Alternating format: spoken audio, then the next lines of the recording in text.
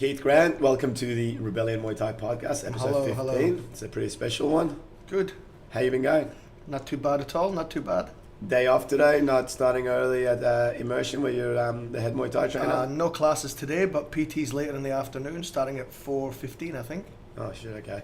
Now, you're currently teach at both the Immersion gyms, so there's one in Glen Waverley and one in Ringwood? That's correct, yep. And how do you split your time between the two? Glen Waverley for me is my baby. I'm there all the time, mornings, afternoons and evenings. Yep. The Ringwood gym, I go there on Saturdays and I go there on Mondays. Obviously, when the other trainer's away, I work double shifts at both gyms. Yeah, so you put up some videos sometimes on Facebook and that place looks absolutely packed. Like even morning classes are busy. What do you attribute that to, obviously, other than your good looks and sense of humour? Do you think it's a location wise or it's just the history of the gym, or? I think it's a bit of both actually. It's a really good catchment area. We've got a lot of students come into the gym. And obviously, like you say, my good looks and my humour. Yeah. And the other trainer who's away at the moment is our friend, mutual friend Rung. Yep. So he's gone back off to Thailand. Do you guys ever teach at the same time, or is it split, like you take different classes? On the Glen Waverley gym, all the evenings, it's Yeah. me and Rung. Like you say, it's really busy, so we definitely need two trainers there. The Ringwood gym, it's starting to pick up now, so hopefully soon, there'll be both of us working at Ringwood as well. Nice. And would you describe the gyms as more like a traditional Muay Thai gym, or is it like sort of teaching the martial art of Muay Thai, like group classes? Well, you've seen the videos, so Yeah. it's kind of group classes, but when we get the fighters, we take them to the side and we kind of really show them, break down the basics to them and try and get them more traditional kind of Thai style. Yeah. So how is that time split up? So, you've got a class with 40 people into it, and you've got guys like, Kay Howe and Sally and Jenny and stuff who fight. How does that time get split up with them? Like, do you just one of you go off separately? Yeah, we get the guys that are fighting. If there's no new people at the gym, we get the guys that are fighting to one side. Yeah. And myself or Rung will hold pads for them while the other one looks after the class. If it is real busy, which seems to be all the time, and new people coming in, then one of us will deal with the new people, Yeah. one of us will deal with the class, and we're lucky to have people like Delwyn and just all the others, Joses, to come and help and hold pads for us. They volunteer sometimes to, Yeah. look, you're busy, we'll look after the guys. So that's really, really good for us. Because I think that the thing that's interesting about Immersion is I think you guys are like, and you in particular, like quite achievers. There's a few really good fighters that are homebred. You haven't gotten them from another gym. They've started and they're building up. But also I think what's good about it is it's balancing the commercial and the fight side, which I think most gyms struggle. They either become a really commercial gym or a fight gym. And it's just that balancing act from the outside. Looks like you guys are doing a really good job. Oh, we try, The students come in, they train hard, they feel good, they go home, they tell their mates come in, they do a trial, we make it fun for them. So when they train, get some fitness, get some fun, it makes it good for us. They keep coming back. Yeah. Do you like, if you could click your finger tomorrow and change one thing about your system, what would you do more of? What would you do differently? I suppose differently would move to a bigger area, because it is jam-packed, and my boss is actually trying to buy somewhere and move to a bigger area. What I would do differently, I think I would like to do more clinching in the class, but you can't please everybody, so we kind of leave the clinching to the fighters. You know what I mean? The general person off the street doesn't want to grab a 90-kilo guy and get sweated all over. But I mean, that's one of the funny things, because when we had Muay Thai at gym, I found that real funny too, because like when we had clinching, people would walk off the mat and go, and they've always, people say, people don't like watching clinching, they don't do this, they don't. But then your gym is predominantly number one in jiu-jitsu, grappling gym, right? Yeah, that's right. And yet people are okay with that part of it, but somehow the grappling in Muay Thai, they get more uncomfortable with. That's absolutely right. Do you think it's just a thing where people are attracted to Muay Thai more for the kicking and punching? Oh, absolutely. I'd say 99% of the gym are there for the Muay Thai and the fitness side. Yeah. And that 1%, like you say, Kahau, Jenny, Sally, all these guys that have been brought up from scratch, they're there for the fighting side, so it works out. Yeah. One of the things that we've probably touched on previously, and I've also I've always had Thai trainers at my gym. I've kind of struggled with is the approach that we as foreigners take to teaching Australians and novice fighters, and whereas the Thais, what do you see the difference? You've got a Thai trainer you work with, Rung, how he approaches training fighters and teaching people, and how you do it. Oh, Rung, when you hit the pads of Rung, he pushes you to your limits, yeah? I know. He pushes you because you train with him as well. Yeah. He does push you to your limits every session, which is good, but I reckon you've got to build up for the 6 weeks to really pushing the guys to the limits just at the end of the training. So that's about the only thing he does different to me. Yeah. We feed off each other at the gym. Yeah. So it works well, me and Rung, yeah. Yeah. I think the biggest gap that I've noticed a lot of times with Thai trainers is I think as they come up through an environment where the sport's part of their culture, there's things that I feel like we need to understand that we don't get explained to directly from Thais, because it's like kicking a foot. Yeah. It's like, what do you mean you don't understand? You kick the ball through That's the goals, right. and that's what it is. Yeah, correct. Going back, how'd you get started in Muay Thai? Long time ago, it's probably 24, 25 years ago now. Before that, sorry, been in the army. We'd done boxing before the army as a kid. Done boxing for about 2 years. Yeah. With 2 or 3 of my friends. Then I joined the army, got some boxing done in the army as well. And then when I left, I went with a friend of mine to the BPXL club in Aberdeen in Scotland. And we're lifting some weights. And upstairs at the gymnasium, there was a bar. So we went for a beer after training. So as I'm talking to my mate, there's a big window. And we're looking in the gym hall, and there was his cousin with colourful shorts on. I'm punching and kicking, and I said to my mate, Paul, I said, oh, I wonder what that is. Let's go and give it a try. So the next week we went and tried, and that's 24 years ago. Wow. It was just great fun. My instructor in the UK was Tommy McCarthy. He's very well known. He was 18 years in Kyokushin Karate. Yeah. A lot of the guys from here know him. Hammer, Sam Greco, they all know him.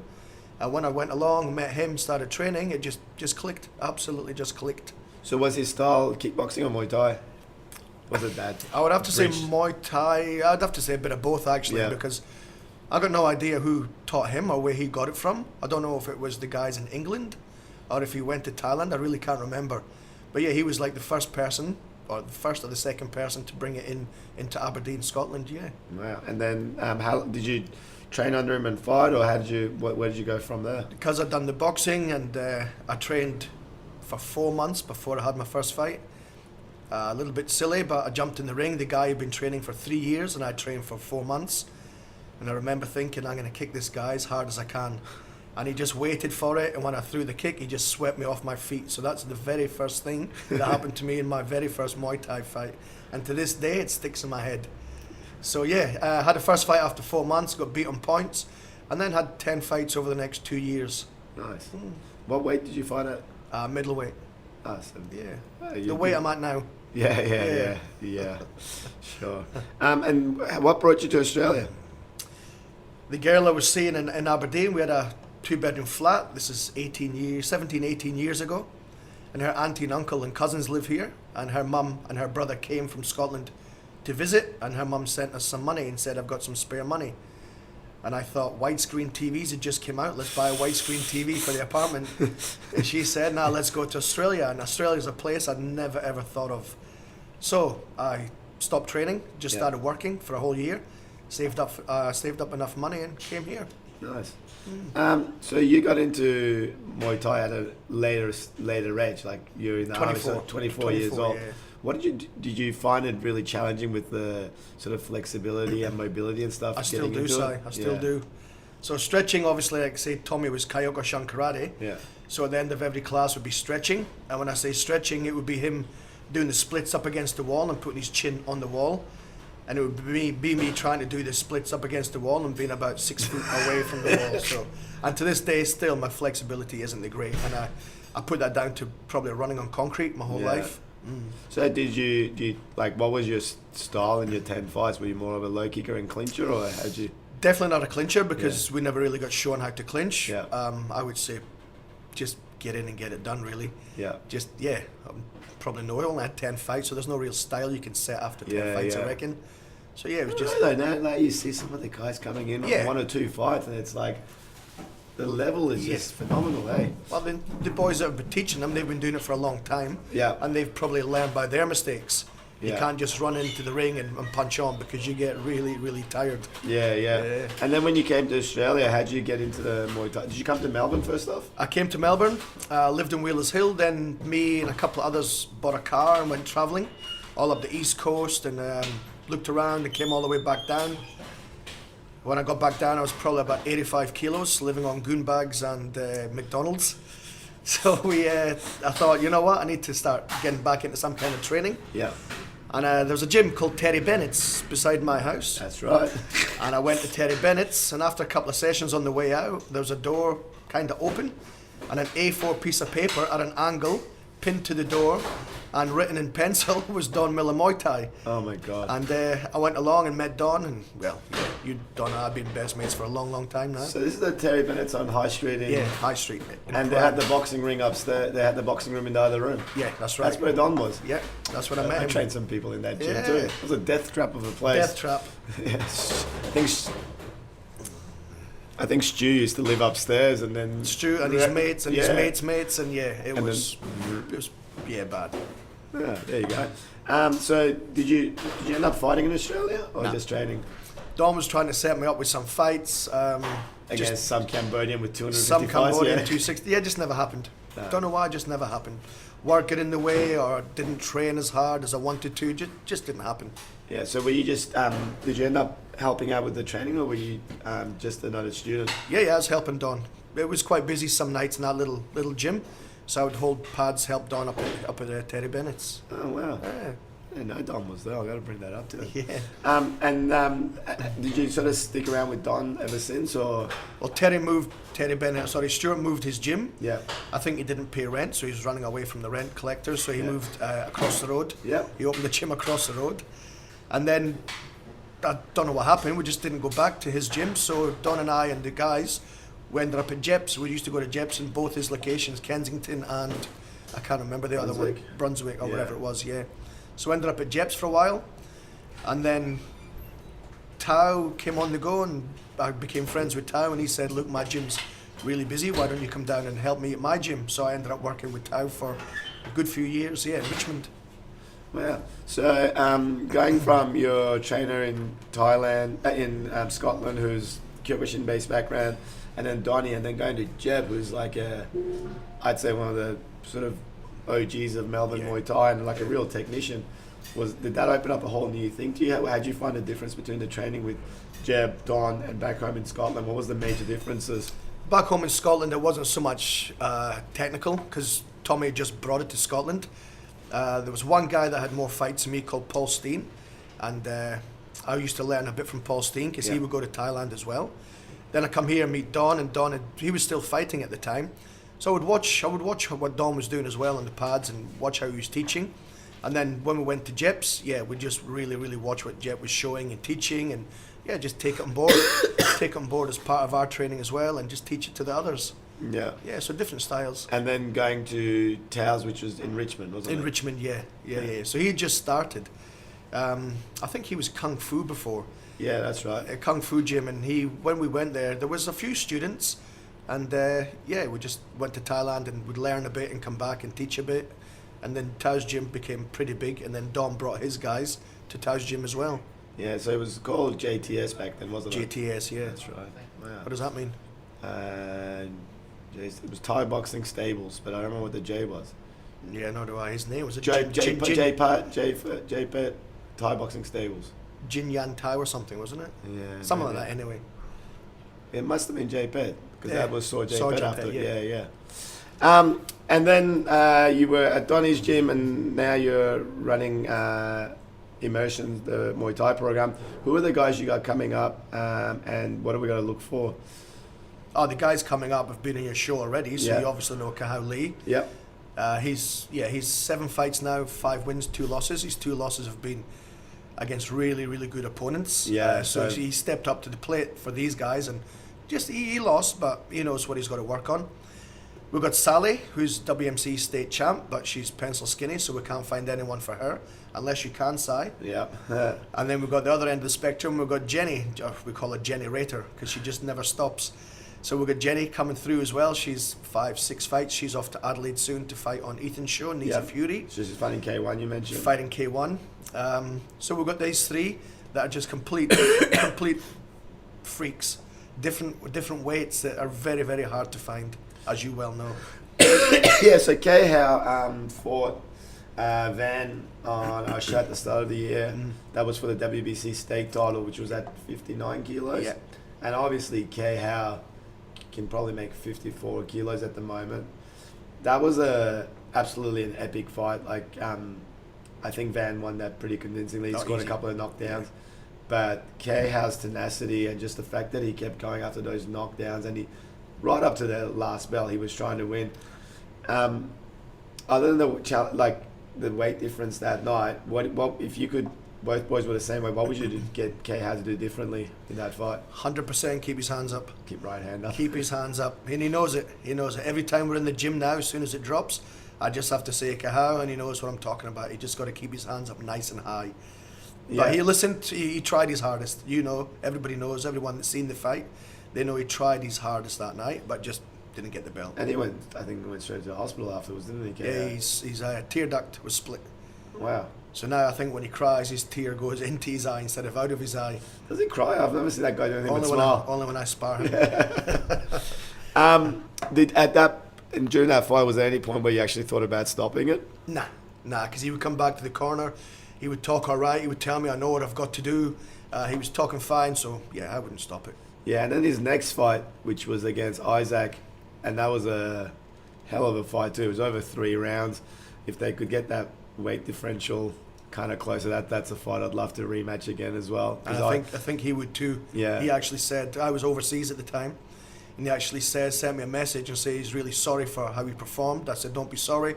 He says, but Keith, listen, I know I can beat him. Yeah. So yeah, he in his own head, he wants a rematch as well. So yeah, that was really good. Like, I mean, Kay had dropped him in the first round, I think, with a body shot. Body kick, yeah. And then Isaac kind of came back quite strong in the last 2 rounds. And then Isaac just fought on the weekend against Blade at 61 kilos. Yeah. So it's so hard under that 60 kilo division to get these guys matches at the weight they want. But and like you said, the other person you guys have is Sally Zhu. What weight could she get to? 46 kilos almost. 46, yeah. And she's not a short girl or anything. She's like average size height. Oh yeah. And we've had her fight a few times, but again, it's like she is trying to eat and trying to put weight on, and it's just not happening. Well, when she eats. For example, when we go out, if we have, I don't know, pasta, pizza, if anyone leaves half a massive pizza, she'll eat the lot. Then she'll eat somebody's pasta, but she just cannot put on weight. It's bizarre. Yeah, it's because she's really talented. I mean, her and Cece from Martial Spirit, 2 fighters I really rate highly. I like them technically, style-wise. I'd like to get them on as much as possible. But it's just the extremes of the weight. And then, like you said, on the other end, we've got Jenny, who some of her fights on Roots and other people's shows, I think it'll be some of my favorite fights. That she is just a lot of unbelievable. Yeah. Really lovely kicking style, and just her balance and control in the ring, something else. I think her balance is really good because she's only 4 foot tall, so that helps her a lot. Outside of your own fighters, who do you enjoy watching fight in Melbourne? I enjoy watching them all fight in Melbourne because of my fighters. The last show Sally fought on was your show when we had it back at Red Scooter. Yeah. She fought the girl from Queensland from whose gym? She's from NTG. NTG gym. Yeah. Thing about Sally, thing about all my guys is they all are completely blind.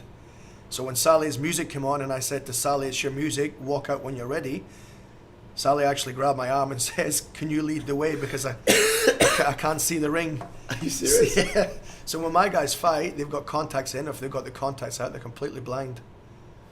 Wow. Maybe I shouldn't say that. No. If you're fighting Keith's guys, stay at range. Other than your own guys, who's your favourite fighters? My favourite fighters is a Melbourne? guy in Melbourne, the guy that fought the very first fight and your very first show. Chris Cortez. Chris Cortez. He was unbelievable talent.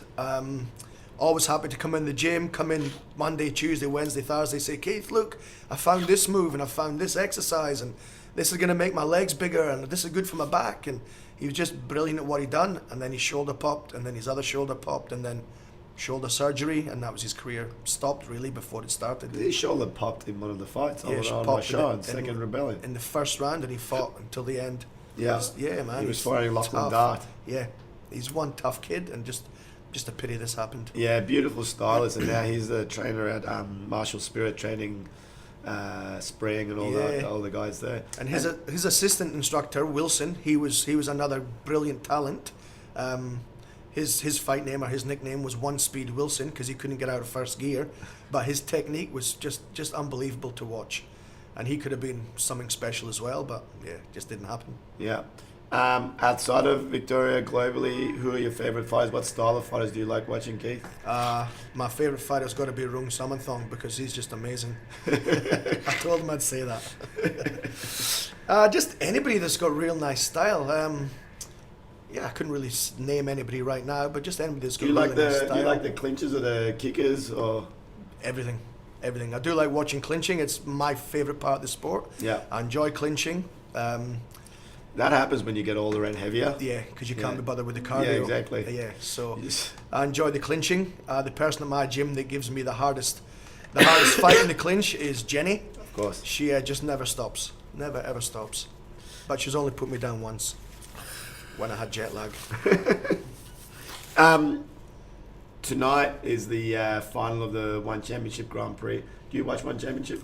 Sometimes, now and again. I'll watch the replay. Yeah. I wouldn't watch it live because I'm too busy at the gym, busy with PTs and getting things ready for the next day. Yeah. So you know that the finals between Petrosian and Sami Sena? Yeah. Did you watch any of the other fights, over the quarters and semis? Yeah, I watched that Sami Sena, his last two fights. He's just so tall, and it's going to be very, very hard for Petrosian. Yeah. I think Petrosian's probably gone from being one of the absolute fan favourites and someone who most people would have been rooting for to get to the final and were hoping that he'd fight Yotsenklai. And it's probably no fault of his own with what happened with the whole decision. Absolutely. I think he's lost such a big fan of his fan base, and Sami Sena's going to be the guy with the... Well, he's tall and lanky, and probably I don't know if anybody expected him to be in the final. Yeah. But he is, so maybe he's the underdog favourite of the fans, you know what I mean? Yeah, I'm kicking myself. He was messaging me on the Rebellion page a couple of years ago asking to be on Rebellion, and I was like, no. I was just like, probably should have got him on once or twice. Yeah, you should have. Now that fight's under Glory, One Championship sort of kickboxing K1 rules. You've been around the Melbourne scene now for like close to 20 years. Do you guys put your guys into the K1 rules? We tend not to. Yeah. But if it's only like Jenny's next fight in Adelaide is K1, we're just happy to get these guys fights. Like we spoke about before, the weight range is horrible for any promoter to try and find fights for these guys. So I suppose we're going to take what we can right now and build up the fights and see what happens in the long run. Yeah. What are you doing in the lead up to it with Jenny differently? More boxing or? Jenny's got to work on her boxing, and her kicking. Just got to make her kick as hard as she can. More boxing and kick really, really hard. Yeah. A few years ago when I first started doing Rebellion, you were an official. You used to judge fights and stuff. That's right, yeah. What made you stop doing it, and what would you get back to doing it? What made me stop doing it? I suppose all the travelling, like for no fault of his own. When Matt Reed would put on shows, we'd travel 2 hours up to Shepparton. Yeah. Judge, sit ringside for the whole show, 4 hours, then have to drive back at 1, 2 o'clock in the morning. It just became too much. And I suppose sitting ringside and watching everyone else get a feed, apart from the people that are judging get no food. And then, it was just different. But the guys now, I do believe, get some kind of feed, get a better pay than they did back then. Everybody says it's not done for the money, which it isn't. We do it for the love of the sport. But just got too busy at the gym, started working nights, all every night at the gym, and just kind of give it away. Yeah. So on that judging thing, and it's probably the topic we talk about the most, and I like getting people's opinion. In the last few years, have you seen the style and scoring evolve in Melbourne Muay Thai? And where do you see it lacking? Where would you like to see it go? Tricky question, that, Si. Everybody's got their own opinion on it. It is getting better. But watching some fights, even of my own students and how they get beat, it's like, well, that definitely shouldn't have been a loss. Like when I suppose when there's just boxing involved and my guys are trying to do a bit of everything in Muay Thai, punch and kick, elbow and clinch, and just watching get defeated, then it's not so good. The other day I had a guy fight amateur, and I reckon he won every single round, and one of the judges gave every single round to the other guy.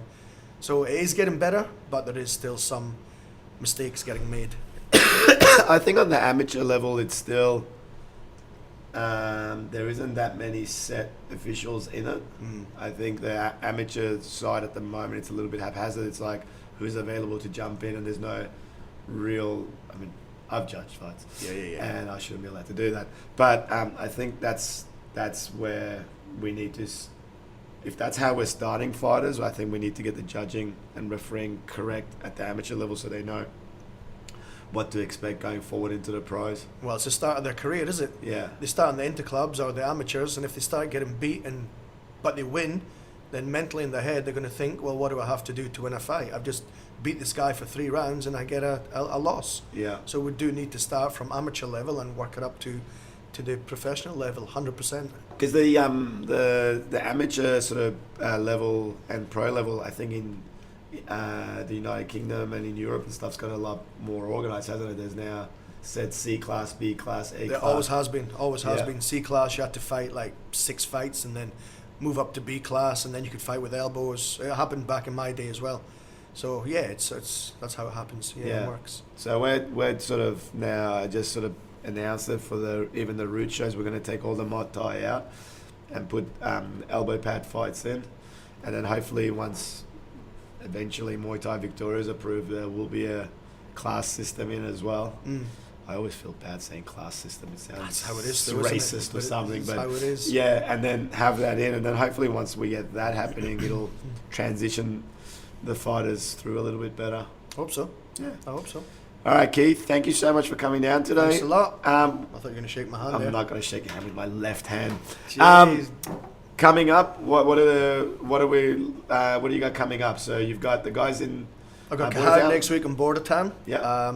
He's fighting a guy from Lana Gym. Yeah. He's had probably 6 or 7 more fights in Kahau. Yeah. A couple of weeks after that, Jenny's in Adelaide, like I say. Sally wants to fight, but she's got hip surgery coming up. Yeah. I got a couple of guys and girls on the fringes that I'm hoping to get in your show, like you say, with the padded elbows. Yeah. So yeah, I'll keep you posted, and all the other promoters, I'll keep you guys posted with who's available, what's available. Nice. And I forgot to mention, you've been doing some matchmaking lately. Some helping matchmaking. Yeah. So I'm not a matchmaker yet.